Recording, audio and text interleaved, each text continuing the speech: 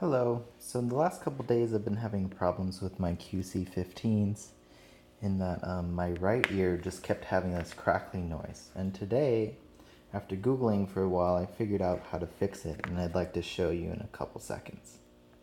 So the first thing we got to do is remove the ear pad and this black cushion underneath. That's pretty simple. You kind of just force them out. Once you've got that out, you've got this little pad here that can come out very easily too. It's just sort of glued on there. So I'm going to go ahead and get rid of that. Okay, so that's gone now, and you'll see this little metal backing here. And what happened for me is that it bent out of shape a little bit and started touching on this little crevice here in the corner. So what I did is I took a little paintbrush handle, wedged it underneath there just a little bit, making sure not to touch the middle of that speaker there, and just pried it up a little bit to the point where it's a little more bent upwards now. And after putting everything back in place, that seemed to fix the problem.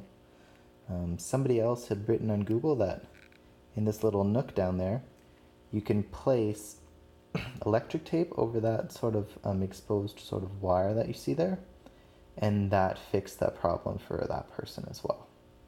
Anyway, good luck. It's better than paying $180 for a new set. Bye.